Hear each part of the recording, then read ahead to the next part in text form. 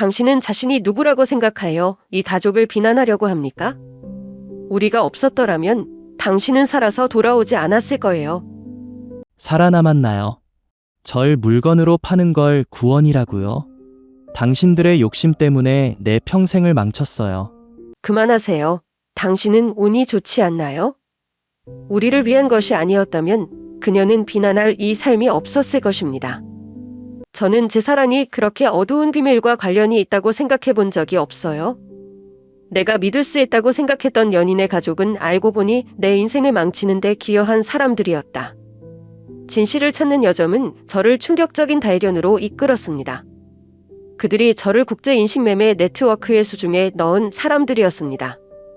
하지만 제가 용서해야 할까요? 아니면 과거를 뒤로 해야 할까요? 모든 세부 사항들이 당신을 생각하게 만들 수 있는 이 논쟁적인 이야기를 지켜보자. 제 이름은 지윤이라고 합니다. 미국에서 20년도만 살다가 막 한국에 돌아온 32세 여성입니다. 어렸을 때 저는 미국인 가족에 의해 입양되었습니다. 그 당시 나는 단지 멍한 소녀였고 나를 기다리고 있는 변화를 완전히 이해하지 못했다. 한국을 떠나던 날 고향 땅에서 떠나고 싶지 않고 할머니의 손을 잡았던 기억이 난다.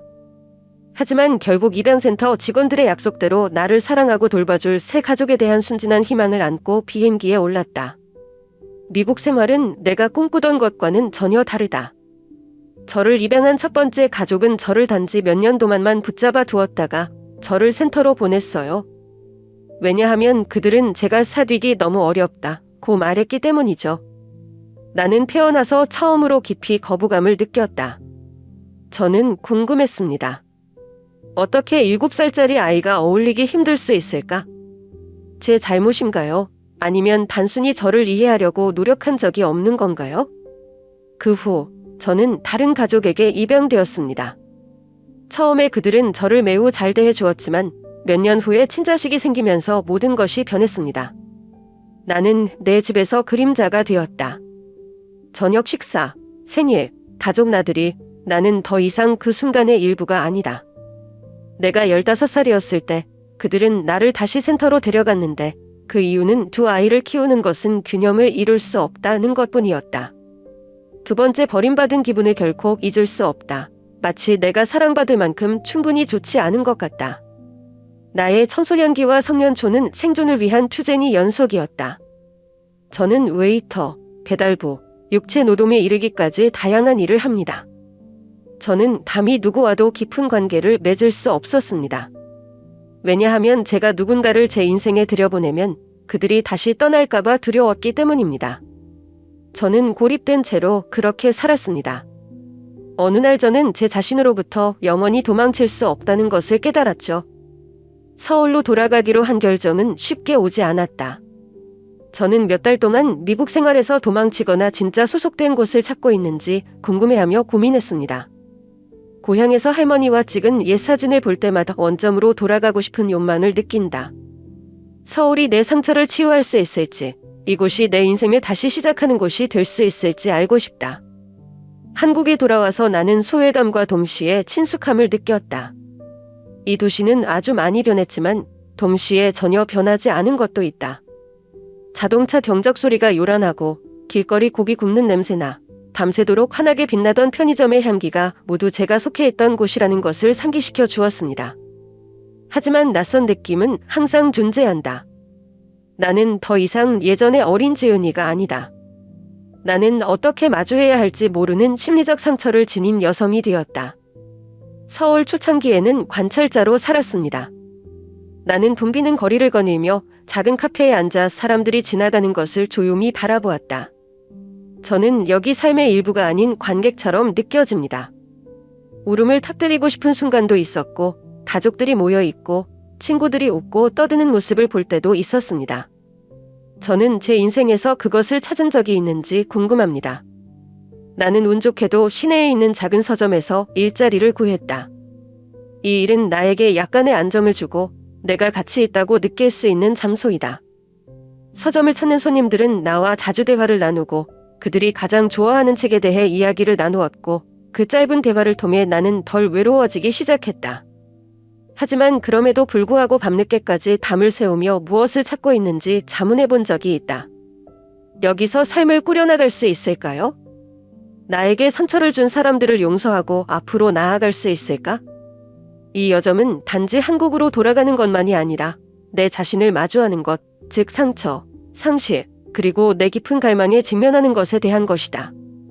제가 이 이야기를 나누면서 저는 누군가 밖에 공감대를 찾을 수 있기를 바랍니다.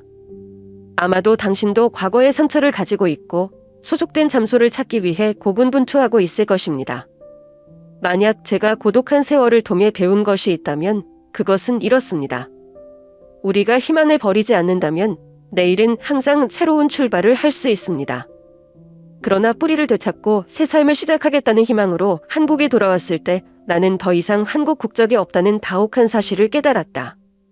제가 증명한 법적 서류와 기록들은 어떤 시스템에도 존재하지 않습니다. 이것은 나를 소외던 뿐만 아니라 극도로 혼란스럽게 만들었다. 처음에 나는 이것이 단지 서류 처리 과정의 착각이라고 생각했다. 하지만 입양 기록을 더 깊이 파고들수록 더 많은 불합리한 세부 사항들을 알게 되었다. 친부모, 생년월일, 심지어 내가 한국에서 살았던 곳까지 모든 정보가 바뀌거나 위조될 조짐을 보이고 있다. 내가 진짜 누구인지 모른다는 느낌, 소위 고향에서 합법적으로 존재할 권리가 없다는 느낌은 절망의 구렁텅이에 빠진 것 같았다. 나는 답을 찾기 위해 당국에 연락하기 시작했다. 하지만 행정실에 갈 때마다 냉정한 눈빛과 회피적인 답변만 받는다. 저는 자체적으로 해결하라는 충고를 받았습니다. 제 기록이 너무 복잡하고 다루기 어렵기 때문입니다. 그 순간 저는 의문을 품기 시작했습니다. 이게 정말 시스템적인 결함일까요? 아니면 더 큰 무언가가 숨겨져 있을까요? 한 번은 고향으로 돌아가는 입양아 지원센터에서 한 나이 든 여성을 우연히 만났다. 그녀는 비슷한 사례를 많이 연구해왔고 제가 겪고 있는 일들이 특별한 것이 아닐 수도 있다고 말했습니다. 그녀는 1990년대에 많은 한국 아이들이 입양이라는 명목으로 해외로 보내졌지만 사실은 그것이 정교한 인식매매 네트워크의 일부일 수 있다고 말했다. 저와 같은 아이들은 가족과 떨어져 있을 뿐만 아니라 조직 간의 교환과 구매를 위한 상품으로 변모했습니다. 이 소식은 나를 당황하게 만들었다. 저는 제 인생이 입양되고 버려진 것에서부터 지금까지 단지 어두운 음모의 결과라고 믿고 싶지 않습니다. 하지만 모든 실마리가 거기에 있습니다. 저는 느슨한 시스템의 피해자일 뿐만 아니라 더 큰 이야기, 탐욕과 불의에 대한 이야기에서 제가 고리타분한 존재라고 느끼기 시작했습니다. 상처의 느낌에서 공포가 분노로 바뀌기 시작했다. 그냥 가만히 앉아서 그냥 지나갈 수는 없다고 결심했어요. 저는 자료를 찾기 시작했고 비슷한 상황을 겪은 사람들을 만났고 온라인 포럼에 참석했습니다. 그 대화들을 통해 저는 제가 혼자가 아니라는 것을 깨달았습니다. 무명계약서의 숫자가 아닌 평범한 사람으로 살 권리를 되찾기 위해 애쓰는 사람들도 많다. 이 여점은 저만의 국적이나 법률 서류를 되찾기 위한 것일 뿐만 아니라 과거에 물건 취급을 받았던 아이들의 진실을 밝히기 위한 것입니다. 저는 누가 이러한 불공평에 책임이 있는지, 그리고 미래에 같은 일이 일어나지 않도록 할 방법이 있는지 알고 싶습니다. 앞길이 만만치 않을 것을 알면서도 나는 계속 가기로 결심했다.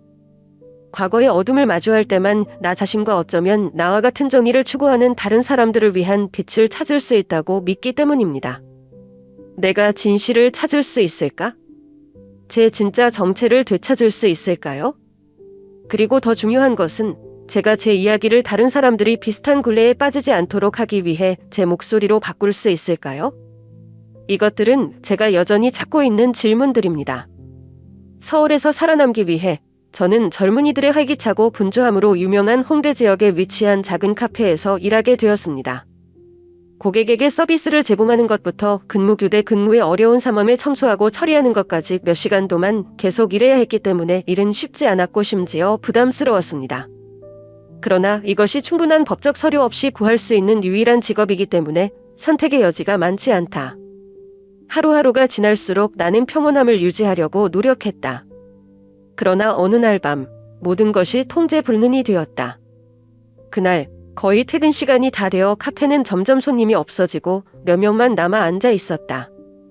한 중년 남자가 들어와서 비틀거리는 모습과 함께 술 냄새가 진동했다. 나는 모든 상태에서 고객에게 서비스를 하는 것에 익숙하지만 이 남자는 곧 나를 불안하게 만든다. 처음에는 블랙커피 한 잔만 시켜놓고 조용히 앉아 있었다. 하지만 곧 그는 목소리를 내기 시작했고 처음에는 앞뒤가 없는 단편적인 이야기들로 이어졌고 그 다음에는 저를 향한 무례한 발언으로 변했습니다. 나는 침착하려고 노력했고 두려움을 보이지 않으려고 노력했다. 하지만 그가 일어서서 카운터로 다가가서 큰 소리로 말하기 시작했을 때 저는 더 이상 침묵을 지킬 수 없다는 것을 알았습니다. 나는 그에게 자리로 돌아가라고 점중하게 부탁했지만 그것은 그를 더욱 공격적으로 만들 뿐이었다. 그는 내 손을 잡아당기며 밤이 다시 말할 수 없는 말을 했다. 나는 담원한 나머지 소리를 질러서 나의 매니저가 즉시 경찰을 불렀다. 한 세기와 같은 긴장의 연속 속에서 기다린 순간들 나는 단지 카운터 구석에 웅크리고 서서 사건이 빨리 해결되기를 바란다. 경찰이 도착했을 때 나는 결국 모든 것이 잘 될 것이라고 생각하며 안도의 한숨을 쉬었다. 그러나 사실은 내가 기대했던 대로 되지 않았다. 술에 취한 남자를 처치한 후 그들은 나를 돌아보는 눈빛으로 바라보았다. 한 경찰관이 나에게 신분증을 제시하라고 했다. 나는 더듬더듬 내가 가지고 있지 않다는 것을 설명하고 살기 위해 일하며 내 신분을 합법화할 방법을 찾고 있다고 말했다. 그러나 그것은 그들에게 관심을 주지 않았다. 오히려 그들 중 한 명은 내가 불법 체류로 즉시 추방될 것이라고 위협했다. 그 협박은 내 심장을 단칼에 찌르는 것과 같았다. 나는 내 인생에서 여러 번 겁을 먹은 적이 있지만 그렇게 무력하다고 느껴본 적이 없다. 저는 거기 서서 떨고 제 상황을 설명하려고 노력했지만 그들은 듣지 않았습니다. 결국 카페 매니저로부터 정보를 받아 적으며 잘 지켜볼 것이라고 경고한 후 그들은 저를 두려움과 담함으로 남겨두고 떠났습니다. 그날 밤 저는 잠을 잘 수가 없었어요. 나는 무슨 일이 있었는지 계속 생각하면서 누워 있었다.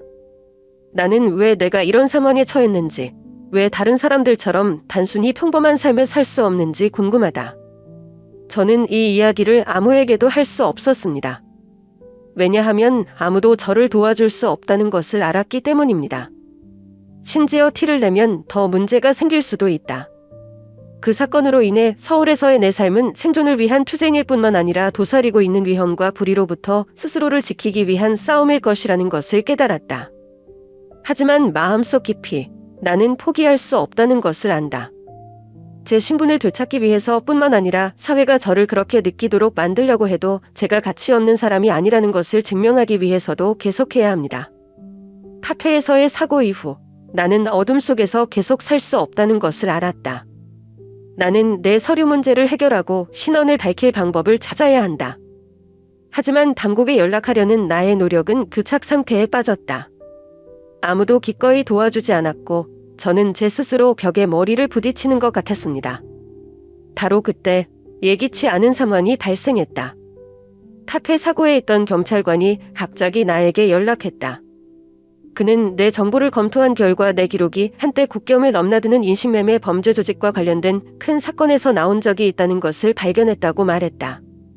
그는 이 사건이 10년 전 증거 부족으로 인해 중단되었으며 서류에 있는 많은 세부 사안은 여전히 미지수라고 말했다. 하지만 제 이름과 저의 입양 삼원에 대한 예비 정보가 조사 자료에 나타났습니다. 발밑에 집안이 무너지는 기분이었다. 이전에는 제가 느슨한 입양 시스템의 피해자일 수 있다고 의심했지만 지금은 그 어느 때보다 명확해졌습니다.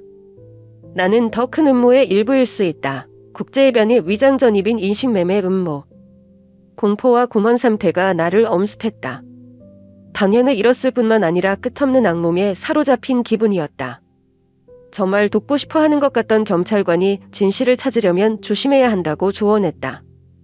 그는 이 조직이 여전히 운영되고 있을 수 있으며 제가 과거에 대해 조사하기 위해 나타난 것은 원치 않는 주의를 끌 수 있다고 경고했습니다. 그러나 그는 내가 끝까지 가고 싶다면 나를 돕기 위해 당신이 가지고 있는 정보를 기꺼이 제공하겠다고 덧붙였다. 더 이상 가만히 있을 수가 없어요. 비록 겁이 나지만 나는 내가 뭔가를 해야 한다는 것을 안다.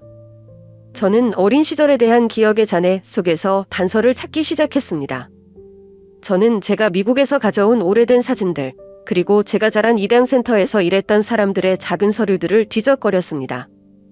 저는 또한 온라인 포럼과 국제 지원 네트워크를 통해 저와 같은 입양하였던 다른 사람들에게 다가갈 방법을 찾았습니다. 놀랍게도 많은 사람들이 비슷한 이야기를 겪고 있다는 것을 알게 되었습니다. 일부는 가짜 입양 시스템의 피해자라고 의심하기도 하고, 다른 일부는 합법적 입양이라는 명목으로 팔렸다는 증거를 찾아냈다. 이 대화들을 통해 저는 복잡한 인식매매 시스템의 전체적인 그림을 여러 나라에 걸쳐 정교하게 조직된 방식으로 연결했습니다. 저와 같은 많은 아이들은 친가족의 도움이 없이, 혹은 심지어 입양 서류를 위조함으로써 해외로 보내졌습니다. 우리는 어린 시절을 빼앗겼을 뿐만 아니라 우리의 본적 정체성과 근원으로부터도 완전히 단절되었다. 이 정보는 나를 분노케 할 뿐만 아니라 끝까지 밀고 나가게 한다. 하지만 조사를 할수록 저는 이것이 단순한 여정이 아니라는 것을 깨닫게 되었습니다. 새로운 질문들이 계속해서 나오고 있다. 이런 암거래의 배후는 누구입니까? 어떻게 그렇게 잔인한 시스템이 몇 년 동안 발견되지 않고 작동할 수 있을까요? 그리고 제 친가족을 되찾을 수 있을까요? 아니면 모든 것이 완전히 말살된 것일까요? 겁이 났지만 돌이킬 수 없다는 것을 알았다. 모든 진보는 작지만 저뿐만 아니라 이 시스템에 의해 상처받은 다른 모든 사람들을 위해 진실을 찾으려는 시도입니다.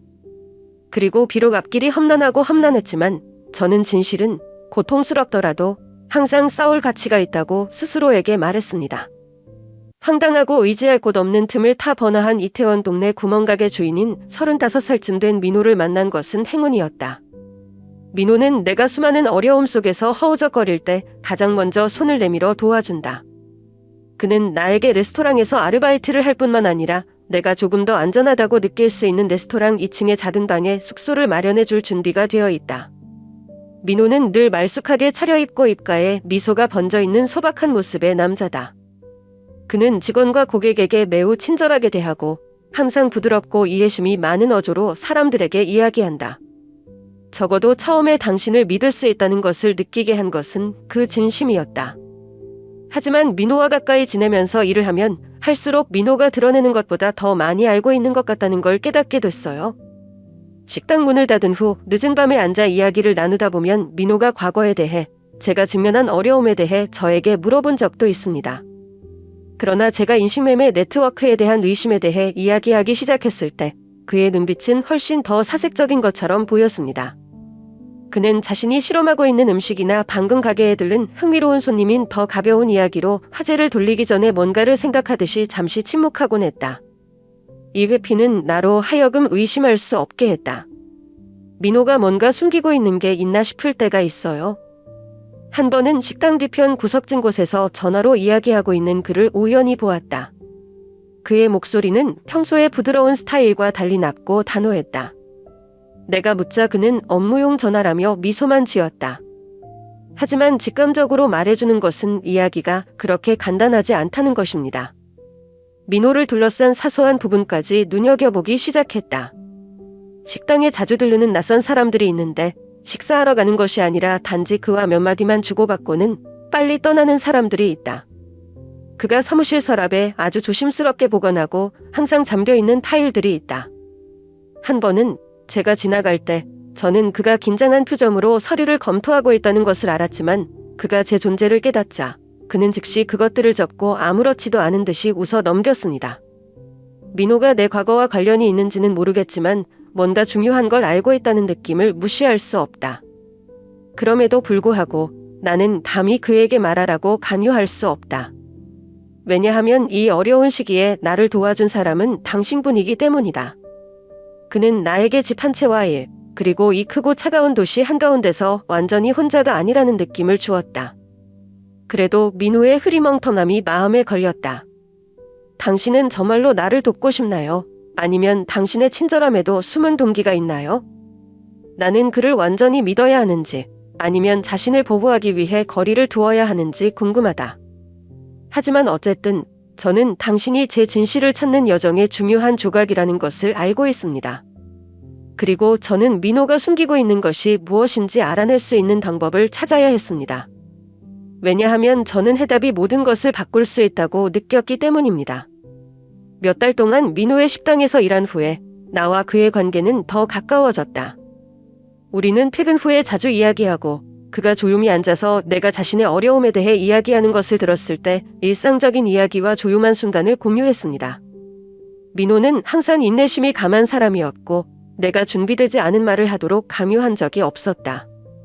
그 이해로 인해 나는 점점 마음을 열게 되었고 이 불확정적인 새로운 삶에서 그를 진정한 친구로 믿게 되었다. 그러나 그의 사무실에서 우연히 오래된 사진을 발견했을 때 늦은 오후에 모든 것이 완전히 바뀌었다.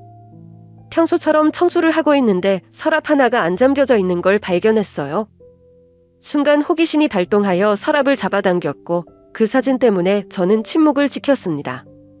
김검은 머리와 슬픔에 젖은 눈을 가진 젊은 여자 옆에 서 있는 민호의 모습이었다. 그리고 나를 현기증나게 하는 것은 그 여자의 얼굴이었다. 할머니는 나를 이상하게 닮아서 내가 무시할 수 없을 정도로 닮았다. 나는 그 사진을 들고 생각이 마음 깊이 소용돌이칠 때 가슴이 두근거린다. 그녀예요. 우리 엄마일 수도 있어요. 그런데 이 사진은 왜 민호의 사무실에 있는 걸까요? 나는 레스토랑에 손님이 없고 나와 당신만 남아 대질할 때까지 기다렸다. 민호 씨, 이거 설명 좀 해주시겠어요? 나는 떨리는 목소리로 감동을 감추지 못한 채 사진을 그의 앞으로 내밀었다. 민호의 얼굴이 잠깐 변했다. 그는 조용히 사진을 보고 나서 나를 올려다보았고 두 눈은 회한으로 가득 차 있었다.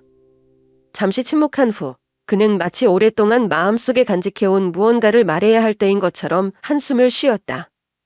지은 그는 천천히 이 사진 속의 여자는? 하고 시작했다. 친엄마예요. 나는 다리를 파묻고 서서 숨을 쉴 수 없을 것 같았다. 그의 말은 내 머리를 혼란스럽게 했다. 우리 친어머니? 어떻게 알아요? 그리고 이 사진은 왜 가지고 있어요? 민호는 대답할 용기를 모으려는 듯 고개를 숙이고 손을 꼭 쥐었다. 지은아, 나는 너를 오래전부터 알고 있었다. 예전에 우리 엄마와 형은 서로 알고 있었다. 내가 해외로 끌려간 후 그녀는 내 남은 인생을 나를 찾는데 보냈지만 불행히도 나 만나기 전에 돌아가셨어. 당신이 한 말은 내 심장의 펀치 같아요. 나는 다리에 힘이 없어 서 있을 것 같은 느낌이 들었다. 그러면 왜 처음부터 제게 말하지 않으셨어요? 나는 눈물이 흐르기 시작했냐고 물었다. 말하고 싶었어 라고 민호가 인정하는데 목이 메었어요. 하지만 당신이 준비가 되었는지 확실하지 않아요. 너의 삶은 너무 혼란스러웠고 나는 상황을 더 악화시키고 싶지 않다. 또 제가 한국에 돌아온다는 게 내가 꿈인 거야. 나는 놀라서 그를 바라보았다. 그게 무슨 말이야 당신은? 나를 여기로 데려왔나요? 민호는 안쓰러운 눈빛으로 고개를 끄덕였다. 입양 서류와 관련된 서류를 통해 당신이 미국에 살고 있다는 것을 알게 되었습니다. 내가 힘들다는 것을 알았을 때 나는 너를 한국으로 다시 데려올 방법을 찾았지만 나는 내가 부담스럽거나 두려워하는 것을 원하지 않았다. 너 스스로 진실을 알게 되면 받아들이기 쉬울 것 같아. 무슨 말을 해야 할지 모르겠어요. 내 일부는 내가 고향으로 돌아갈 수 있도록 도와준 것에 대해 당신에게 감사하고 싶지만 다른 일부는 당신이 이 모든 것을 나에게 숨긴 것에 대해 화가 납니다. 민호 씨, 제가 무슨 일을 겪었는지 아세요? 당신이 모든 것을 안다면 왜 처음부터 나를 도와주지 않고 이렇게 혼란과 의심 속에서 살게 내버려 두었습니까? 민호는 조용했다. 지은아, 미안해. 나는 단지 이것이 내가 스스로 과거를 이해하고 받아들일 시간을 가질 수 있는 가장 좋은 방법이라고 생각한다. 그런데 이제야 내가 틀렸나 봐. 그의 말은 나를 탈출할 수 없는 감정의 소용돌이에 빠지게 했다. 결국 어느 정도 진실을 알게 된 것에 안도감을 느껴야 할지, 숨겨져 있던 것에 대해 화를 내야 할지 모르겠다. 하지만 어쨌든 제가 확실히 아는 것은 그 순간 이후로 제 인생이 영원히 바뀌었다는 것입니다. 그리고 자신을 되찾는 여정은 여전히 길고 험난하다. 민호가 어머니에 대한 진실과 나를 한국으로 데려오는 데 있어 그의 역할을 밝힌 후 나는 마치 인생의 새로운 장에 들어간 것 같은 느낌이 들지만 이 페이지는 의문과 불안으로 가득 차 있다. 민호 씨, 제가 겪은 상처를 만회하고 싶어서인지 다족 모임에 저를 초대하기 시작했어요. 그는 내가 수년 동안 부족했던 따뜻함과 애착을 느낄 수 있기를 희망했다. 처음에는 민호 가족이 매우 친절하게 대했다. 검소한 두 노인인 그의 부모는 잘 준비된 웃음과 전통 음식으로 나를 반겼다. 그들은 내가 그들을 가족처럼 여기고 더 이상 소외감이나 외로움을 느끼지 않아도 된다고 말했다. 그 말을 들으니 내 마음이 어느 정도 편안해졌다. 의지할 수 있는 곳을 찾은 것 같다. 그러나 그 훈훈한 분위기는 오래가지 못했다. 처음 만났을 때부터 날카롭지만 냉정한 외모의 젊은 여인 민호의 시누이는 나를 불편하게 했다. 그녀는 항상 거리를 두었고 내가 있는 대화에는 거의 참여하지 않았다. 가끔 나는 마치 내가 환영받지 못하는 낯선 사람인 것처럼 그녀의 눈초리를 본다. 그녀가 내 출신을 자주 언급하지만 선의로 언급하지는 않았을 때 긴장이 더 두드러지기 시작했다. 한 번은 가족 저녁 식사 때 사람들이 먼 여행에 대해 이야기할 때 갑자기 그녀가 물었다. 지은아, 너는 외국에서 사는 것에 익숙하겠구나. 그렇지? 미국에 입양된 아이들이 이곳으로 돌아오면 적응하기 힘들다고 들었어요. 언니도 그렇겠지? 그 질문은 무심코 던진 것처럼 보였지만 나는 그녀의 목소리에서 냉소적인 의미를 느낄 수 있었다. 그냥 엷게 웃으며 무시하려 했지만 민호는 내 안의 불쾌감을 알아차린 것 같았다. 그는 시누이를 점색한 눈빛으로 쳐다보았지만 그녀는 어깨를 으쓱할 뿐 계속 먹었다. 그 다음 날 상황은 더 어려워졌습니다. 그녀는 식당에서 나의 일에 끼어들기 시작했고 비록 그녀가 말하는 것은 매우 터무니없지만 내가 일하는 방식을 자주 비난했다. 한 번은 그녀가 나와 민호 앞에서 떳떳이 말했다. 형님, 그 여자가 귀찮지 않아요? 우리는 그런 사람을 부양할 의무가 없다. 그 말은 내 자존심을 단칼에 찌르는 것 같았다. 나는 화가 나고 상처받았지만 어떻게 그녀를 상대해야 할지 몰랐다. 내가 분명히 말하고 싶을 때마다 민호는 원래 까다로운 사람이지만 나쁜 뜻은 없다고 그냥 넘어가라고 충고한다. 하지만 민호 가족이 뭔가 숨기고 있다는 느낌을 멈출 수 없었다. 민호의 시어머니와 며느리 사이의 대화를 들은 적이 있다. 그들은 조용히 말했지만 저는 비밀, 말해서는 안 된다, 위험하다와 같은 단어들을 들을 수 있었습니다. 제가 방에 들어갔을 때 그들은 즉시 말을 멈추고 저에게 미소를 지어 보였습니다. 불안감이 커진다. 나는 민호 시누이의 경멸에 직면했을 뿐만 아니라 무슨 일이 일어나고 있는지 알아내려고 노력해야 했다. 제가 우연히 어떤 비밀의 중심이 되었나요? 아니면 민호가 제게 한 말은 일부 사실일 뿐인데 감히 인정하지 못하는 더 큰 것은 무엇일까요? 나는 모든 것을 이해하기 위해 인내심을 가져야 한다는 것을 알고 있다. 하지만 제 마음은 끊임없이 이런 질문들로 가득 차 있습니다. 민호 씨 가족이 저를 정말로 받아들일까요? 아니면 제가 그들의 그림에서 어쩔 수 없는 퍼즐일까요? 그리고 당신의 시누이의 차갑고 멀어지는 이면에는 무엇이 숨겨져 있나요? 저는 답을 찾기로 결심했습니다. 왜냐하면 저는 이 의심과 긴장감 속에서 영원히 살 수 없었기 때문입니다. 어느 날 오후, 식당에서 청소를 마친 후 나는 물건을 가지러 위층으로 올라갔다. 옆방에서 시어머니 민호와 시누이의 말소리가 들렸다. 그들의 목소리는 크지 않았지만 나는 느슨하게 닫힌 문을 통해 한마디 한마디를 똑똑히 들을 수 있을 만큼 충분했다. 처음에는 겸첨할 생각이 없었지만 시누이의 한마디가 나를 멈추게 했다. 그녀는 아무것도 몰라요. 그렇죠? 그녀가 자신이 구원받은 사람이라고 생각하면서 계속 여기에 산다는 것은 웃기는 일이다. 사실 그녀는 이 가족에게 목숨을 빚졌다. 심장이 멎는 것 같아요. 생명의 빛, 이 무슨 뜻일까요? 나는 더 잘 듣기 위해 조용히 있으려고 애쓰며 낮게 웅크렸다. 시어머니의 목소리는 낮고 긴장되어 있습니다. 조용히 해. 너는 더 이상 그런 얘기를 해서는 안 된다. 만약 그가 안다면 모든 것이 무너질 것입니다. 민호가 말려들기를 바라니? 시누이는 코웃음을 치며 냉정한 목소리로 말했다. 저는 상관없어요. 어쨌든 모든 것을 숨기기 위해 그녀를 해외로 보낸 것은 이 가족이었다. 만약 그녀가 인신매매의 일부였다는 것을 알았다면 그녀는 어떻게 했을까요? 의리를 위해 울부짖다고요. 그 말은 내 귀에 벼락치기와 같다. 나는 방금 들은 것을 믿을 수 없다. 내 몸은 떨리고 마음은 분노와 공포로 가득 차 있다. 민호 가족, 그들이 인신매매에 연루되었나요? 그리고 그날 순진한 아이였던 내가 그들의 불법 거래를 숨기기 위한 도구로 전락했을까? 나는 뒤로 물러서서 아무것도 떨어뜨리지 않도록 노력했다. 하지만 어지럽고 화가 난 느낌은 나를 똑바로 서 있기 어렵게 만들었다. 나는 등을 돌리고 재빨리 밖으로 걸어 나갔고 머리는 수많은 질문으로 빙빙 돌았다. 민호는 왜 나한테 말 안 했어? 그가 이것에 대해 무엇을 알고 있나요? 당신은 정말로 나를 돕고 싶습니까? 아니면 단지 당신의 가족을 위해 속죄하려고 합니까?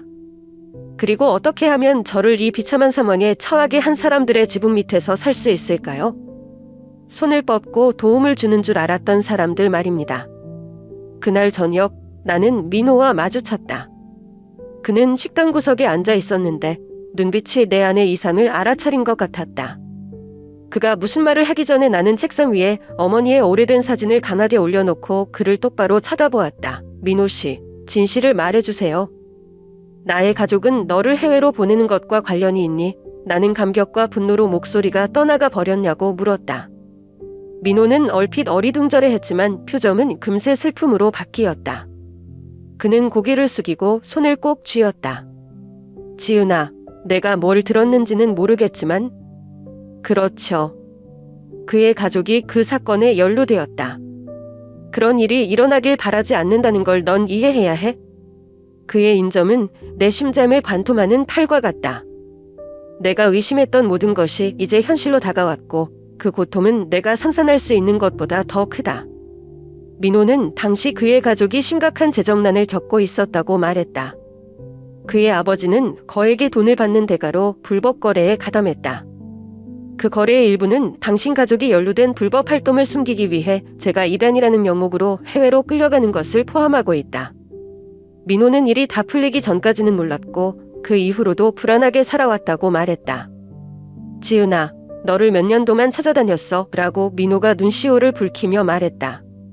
잘못을 고치고 싶어요. 그래서 널 여기로 다시 데려온 거야. 내 가족이 입은 모든 상처를 보상해주면서 내가 나 자신을 찾을 수 있도록 도와주고 싶어. 그러나 그의 설명은 내 안의 고통과 분노를 가라앉히지 못했다. 데려다 준 고마움을 느껴야 할 것 같아.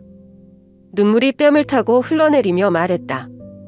당신 가족의 이기적인 결정으로 내 평생을 망쳤어요. 그리고 지금 내가 보상만 하고 싶다고. 민호는 더 이상 아무 말도 할 수 없이 조용했다. 나는 일어나서 그를 그곳에 남겨두고 어떻게 대처해야 할지 모르는 감정으로 마음이 뒤죽박죽이었다. 내 마음 중 일부는 즉시 이곳을 떠나고 싶었지만 또 다른 일부는 내가 진실을 끝까지 가도록 강요했다. 이 사람들은 저에게서 너무 많은 것을 빼앗았습니다. 저의 가족, 어린 시절, 그리고 저의 정체성이요. 나는 그들이 내 인생을 한순간도 더 이상 좌지우지하게 할 수 없다. 그 순간부터 저는 제가 뭔가를 해야 한다는 것을 알았습니다. 나는 민호 가족이 한 짓을 폭로해야 하며 단지 자신의 정의를 위해서가 아니라 그들이 계속해서 다른 사람들을 해치는 것을 막기 위해서도 해야 한다. 하지만 그러기 위해서는 힘이 필요하고 계획이 필요합니다. 저는 많은 것을 잃었고 이제는 모든 것을 되찾을 때입니다. 분노와 고통 속에서 나는 더 이상 기다릴 수 없다고 결정했다. 어느 날 저녁 식당이 막 문을 닫고 우리 둘만 남았을 때 나는 민호와 마주했다. 저는 제가 수집한 증거들을 책상 위에 올려놓았습니다. 오래된 자료에서 나온 정보들, 신우이와 시어머니로부터 받은 암시적인 말들, 그리고 제가 우연히 들은 대화들 말입니다. 민호, 내가 말하자 목이 메었지만 침착하려고 애썼다. 당신은 나에게 거짓말을 했어요. 그가 숨긴 모든 것을 나는 다 알고 있다. 그의 가족은 인신매매 조직을 운영했고 저는 피해자 중 한 명입니다. 어떻게 나한테 이걸 숨길 수 있어? 민호는 순간적으로 당황했지만 재빨리 침착함을 되찾았다. 아니야, 지은아 라고 반박하기 위해 그는 시작했다. 우리 가족은 과거의 문제를 다지고 있는 것은 사실이지만 나는 당신이 어떤 일에 연루되어 있는지 전혀 모릅니다. 날 믿어야 돼. 나는 고개를 저었고 내 목소리는 떨렸다. 더 이상 부정하지 마세요. 나는 여기에 모든 증거를 가지고 있다. 당신은 제가 영원히 수수하고 아무것도 깨닫지 못할 거라고 생각하세요? 당신의 가족이 저를 해외로 밀쳐내고 저를 상품으로 팔았고 이제 당신은 아무것도 모른다고 여기 서 있나요? 민호가 나를 보자 그의 눈빛에는 당혹감과 근심이 역력했다. 그는 용기를 내서 진실을 말할 수 있는 방법을 찾으려는 듯 의자에 앉아 머리를 감쌌다. 마지막으로 그는 고개를 들고 한숨을 쉬며 말했다. 지은아, 됐어, 맞아요. 그의 가족은 인신매매와 관련이 있었다. 하지만 난 내가 피해자들 중 하나라는 걸 몰랐다고 맹세해. 그의 인점은 내가 어느 정도 예상했지만 내 가슴에 한 방 먹인 것 같았다. 나는 그를 보고 그가 더 설명하기를 기다렸다. 민호는 미안한 목소리로 계속 말했다. 가족이 한 일에 대해 알았을 때 그는 모든 것에서 벗어나려고 노력했다. 그는 더 이상 그 더러운 거래에 관여하고 싶지 않았다. 하지만 일부 오래된 문서에서 우연히 당신의 이름을 발견했을 때 무시할 수 없었어요. 나는 내가 선택권 없이 이 상황에 내몰렸다는 것을 깨달았고 내가 바로잡아야 한다는 것을 알았다. 나는 내가 진실을 모른다면 이 과거에 사로잡히지 않고 새로운 삶을 살 수 있다고 생각하며 너를 한국으로 다시 데려올 방법을 찾았다. 나는 눈물을 참을 수 없었다. 나는 그를 바라보았고 분노는 고만과 실망감과 뒤섞였다. 내가 당신에게 감사할 것 같아요? 단지 당신이 잘못을 바로잡고 싶어서 모든 것을 용서하겠다고요? 당신의 침묵도 배신이라는 것을 이해하지 못했나요? 민호는 고개를 숙이고 목이 메어 내가 잘못한 거 알아. 나는 내가 용서하기를 바라지 않는다. 나는 단지 너를 여기로 데려옴으로써 내가 옳은 일을 할 수 있다고 생각한다. 그런데 이제야 내가 한 짓이 상황을 더 악화시켰다는 걸 깨달았어. 나는 거기에 서서 그가 한 말에 가슴이 찢어졌다. 당신이 잘못을 인정하더라도 당신 가족에 의해 내 인생이 조작되었다는 사실은 부인할 수 없는 것이다. 어떻게 해야 할지, 제가 누군가를 계속 믿을 수 있을지 모르겠어요. 분노와 고통 속에서 나는 더 이상 기다릴 수 없다고 결정했다. 어느 날 저녁, 식당이 망문을 닫고 우리 둘만 남았을 때 나는 민호와 마주했다. 저는 제가 수집한 증거들을 책상 위에 올려놓았습니다. 오래된 자료에서 나온 정보들, 신우이와 시어머니로부터 받은 암시적인 말들, 그리고 제가 우연히 들은 대화들 말입니다. 민호, 내가 말하자 목이 메었지만 침착하려고 애썼다. 당신은 나에게 거짓말을 했어요. 그가 숨긴 모든 것을 나는 다 알고 있다.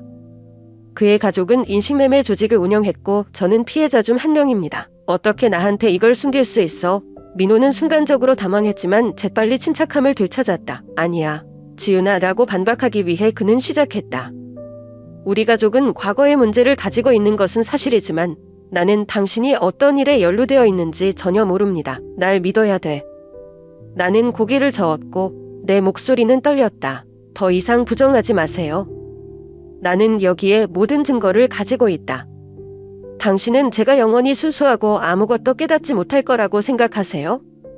당신의 가족이 저를 해외로 밀쳐내고 저를 상품으로 팔았고 이제 당신은 아무것도 모른다고 여기 서 있나요? 민호가 나를 보자 그의 눈빛에는 당혹감과 근심이 역력했다. 그는 용기를 내서 진실을 말할 수 있는 방법을 찾으려는 듯 의자에 앉아 머리를 감쌌다. 마지막으로 그는 고개를 들고 한숨을 쉬며 말했다. 지은아, 됐어, 맞아요. 그의 가족은 인신매매와 관련이 있었다. 하지만 난 내가 피해자들 중 하나라는 걸 몰랐다고 맹세해. 그의 인점은 내가 어느 정도 예상했지만 내 가슴에 한 방 먹인 것 같았다. 나는 그를 보고 그가 더 설명하기를 기다렸다. 민호는 미안한 목소리로 계속 말했다. 가족이 한 일에 대해 알았을 때 그는 모든 것에서 벗어나려고 노력했다. 그는 더 이상 그 더러운 거래에 관여하고 싶지 않았다. 하지만 일부 오래된 문서에서 우연히 당신의 이름을 발견했을 때 무시할 수 없었어요. 나는 내가 선택권 없이 이 상황에 내몰렸다는 것을 깨달았고 내가 바로잡아야 한다는 것을 알았다. 나는 내가 진실을 모른다면 이 과거에 사로잡히지 않고 새로운 삶을 살 수 있다고 생각하며 너를 한국으로 다시 데려올 방법을 찾았다. 나는 눈물을 참을 수 없었다. 나는 그를 바라보았고 분노는 고만과 실망감과 뒤섞였다. 내가 당신에게 감사할 것 같아요? 단지 당신이 잘못을 바로잡고 싶어서 모든 것을 용서하겠다고요? 당신의 침묵도 배신이라는 것을 이해하지 못했나요? 민호는 고개를 숙이고 목이 메어 내가 잘못한 거 알아. 나는 내가 용서하기를 바라지 않는다. 나는 단지 너를 여기로 데려옴으로써 내가 옳은 일을 할 수 있다고 생각한다. 그런데 이제야 내가 한 짓이 상황을 더 악화시켰다는 걸 깨달았어. 나는 거기에 서서 그가 한 말에 가슴이 찢어졌다. 당신이 잘못을 인정하더라도 당신 가족에 의해 내 인생이 조작되었다는 사실은 부인할 수 없는 것이다. 어떻게 해야 할지, 제가 누군가를 계속 믿을 수 있을지 모르겠어요. 민호와 그의 가족이 저지른 배신을 받아들일 수 없어 나는 그를 떠나 새로운 여전인 진실을 밝히고 정의를 되찾기 위한 여정을 시작하기로 결정했다.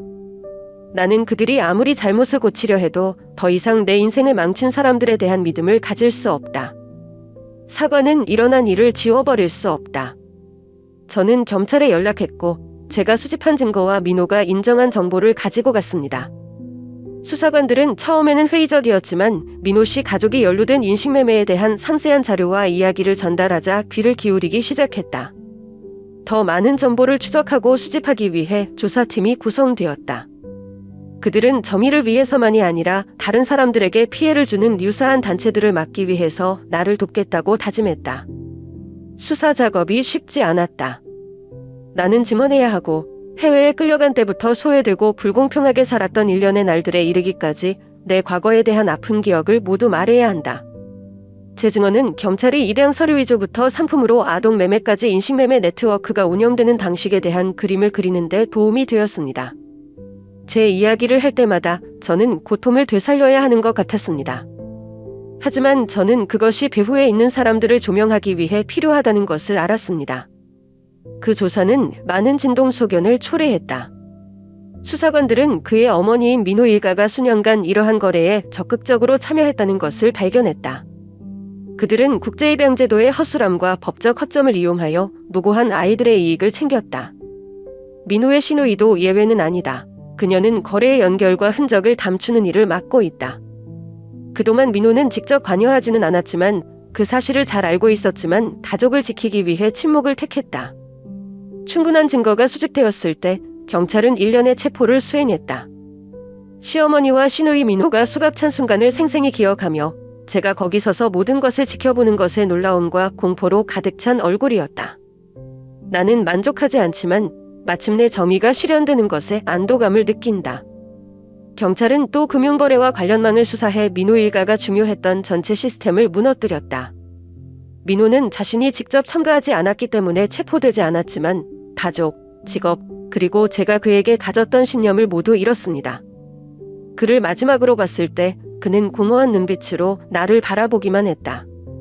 미안해, 지은아 라고 그는 기진맥진해서 목이 쉬면서 말했다.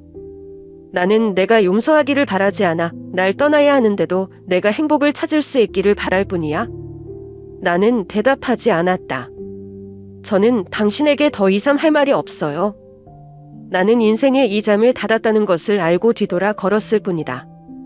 그 후 며칠 동안 저는 저와 비슷한 상황에서 다른 사람들을 돕기 위해 경찰과 계속 일했습니다.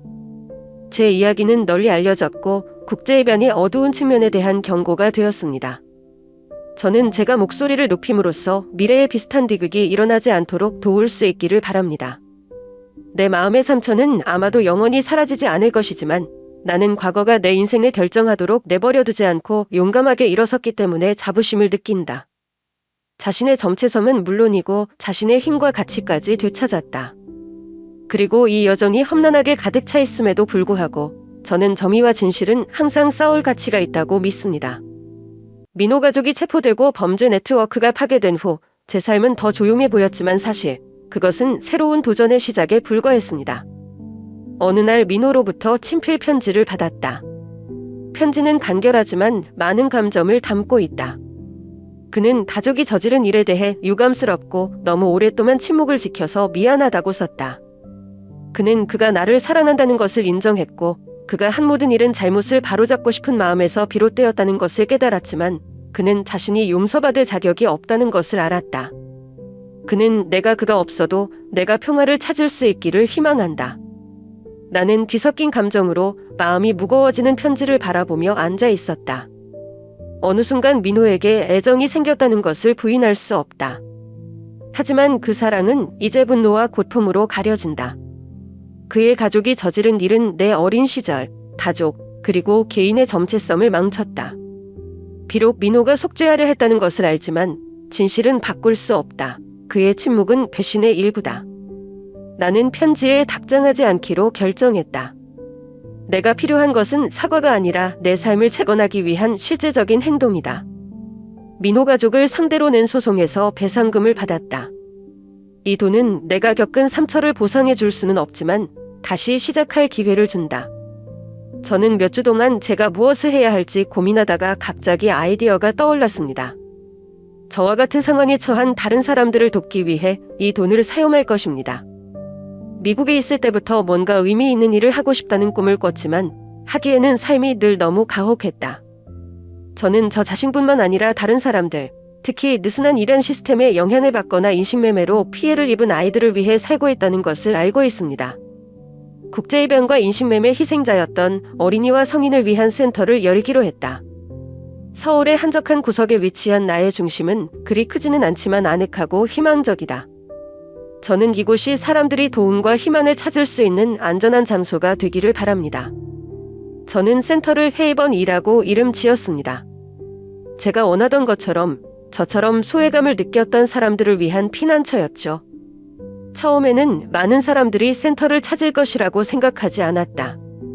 하지만 개관한 지 불과 몇 달 만에 우리는 도움을 구하려는 사람들로부터 수십 통의 전화와 이메일을 받았다. 일부는 외국에서 입양되었지만 입양 가족과 연락이 닿지 않는 소외감을 느끼고 있는 어린이들이다. 또 다른 사람들은 저처럼 과거에 대한 끔찍한 사실을 발견한 어른들입니다. 그들은 고통스러운 이야기를 가지고 와서 나눌 곳이 필요했다. 헤이번에서의 일은 쉽지 않았지만 나는 매일 그 의미를 느꼈다. 비슷한 상황에 처했거나 심리치료 경험이 있는 제 작은 팀과 저는 아이들이 친가족을 찾고 국제기구와 연락해서 법률 문서를 해결하는 데 도움을 주며 가장 중요한 것은 아이들이 혼자가 아니라는 느낌을 갖도록 도와줍니다. 우리는 세미나, 미술을 통한 힐링 수업, 심지어 소풍도 열어서 아이들이 지역사회에 통합될 수 있도록 했습니다. 한 번은 미국에 입양됐지만 8살 때 양가족에게 버림받은 12살 여자아이가 저를 보러 온 적이 있습니다. 그녀는 피부색과 언어 때문에 자신이 어디에 속해 있는지 모른다고 떨면서 사람들이 항상 자신을 다른 사람으로 여겼다고 말했다. 나는 그녀를 품에 안고 나도 경험했던 무능과 두려움을 느꼈다. 내가 그녀에게 하는 모든 말은 마치 스스로에게 나는 혼자가 아니다 라고 말하는 것 같다. 당신은 가치가 있고 사랑받을 자격이 있다. 같이 답을 찾아보자. 헤븐에서의 일이 제게 많은 의미를 주었지만 조용한 담도 있었고 저는 민호가 생각났습니다. 내가 여전히 그를 사랑하기 때문이 아니라 그는 내 인생을 영원히 바꾼 이야기의 일부이기 때문이다. 그는 나를 한국으로 돌려보낸 사람일 뿐만 아니라 과거에 대한 가슴 아픈 진실을 마주하게 하는 요인이다. 나는 당신이 말한 것처럼 고통 속에서 살고 있는지 아니면 극복하려고 했는지 궁금하다. 하지만 민호와 나의 길은 두 갈래로 갈라져 있다는 것을 잘 알고 있다. 나는 과거에 살 수도 없고 감정을 붙잡고 상처로 남게 할 수도 없다. 지금 내가 해야 할 일은 나 자신과 다른 사람들을 끊임없이 만들고 치유하는 것이다. 헤이번 센터는 직업일 뿐만 아니라 제가 잃어버린 것을 돌려주는 방법이기도 합니다.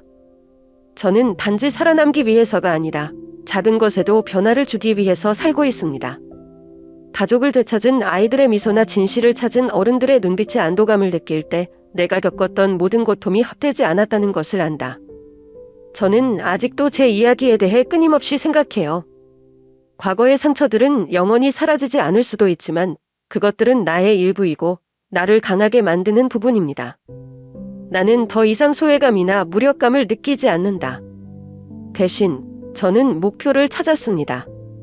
삶을 계속할 수 있는 이유요. 그리고 세상이 더 나은 곳이 될 수 있다는 희망을요. 고통에서 일어서는 사람들의 끊임없는 노력 덕분이죠.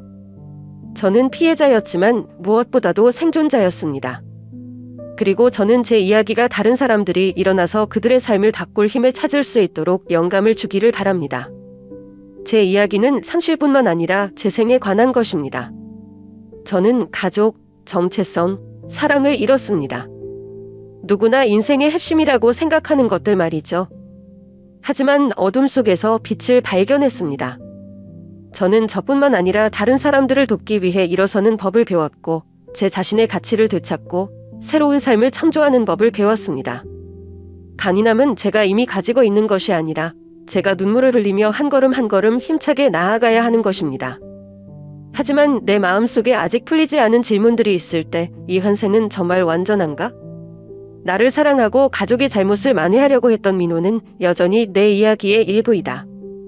그는 내가 자신의 뿌리를 찾도록 도와주었지만 가장 깊은 상처와 관련이 있는 사람이기도 했다. 나는 스스로에게 물었다. 용서가 나를 원망해서 해방시키는 길일까? 아니면 돌아보지 않고 나아가는 것이 내가 진정으로 자유로워질 수 있는 가장 좋은 방법일까? 용서는 복잡한 개념이다. 그것은 다른 사람을 용서하는 행동일 뿐만 아니라 우리가 부정적인 감정의 속박으로부터 스스로를 해방시키는 방법이기도 하다. 하지만 오랫동안 침묵을 지켜온 민호를 용서할 만큼 제가 감할까요? 그리고 만약 제가 용서한다면 그것이 제가 겪었던 상처를 희미하게 지워버릴까요? 제 여정에 대해 어떻게 생각하세요? 민호에게 잘못을 만회할 수 있는 기회를 줘야 진정으로 후회하고 고치고 싶다는 것을 증명할 수 있을까? 아니면 모든 것을 뒤로하고 앞으로 나아가야 할까요? 왜냐하면 때때로 아픈 기억은 사람들이 앞으로 나아갈 수 있도록 묻어야 하기 때문입니다. 아마도 선택은 단순히 옳고 그름이 아니라 무엇이 내 마음을 가장 편안하게 할 것인가에 대한 것일 것이다. 인생은 항상 놀라움으로 가득 차 있고 아마도 제 이야기는 여기서 끝나지 않을 것입니다. 새로운 문은 언제든지 열 수 있고 나 자신과 주변 세계를 계속 탐험할 수 있는 기회를 제공한다. 제 재탄생의 여정은 여전히 계속되고 있습니다. 하루하루, 그리고 오늘 제가 내린 결정들은 내일의 이야기를 만들어낼 것입니다. 너의 의견을 남겨라. 용서할 거야, 말 거야? 과거의 일부를 보존할 것인가? 아니면 완전히 앞으로 나갈 것인가? 당신이 어떻게 생각하는지 몹시 알고 싶어요. 그리고 누가 알겠습니까? 아마도 당신의 의견이 제 인생의 새로운 잠을 쓰는데 도움이 될 것입니다. 이 여정은 저뿐만 아니라 자신을 찾기 위해 고군분투했던 모든 사람들의 여정입니다.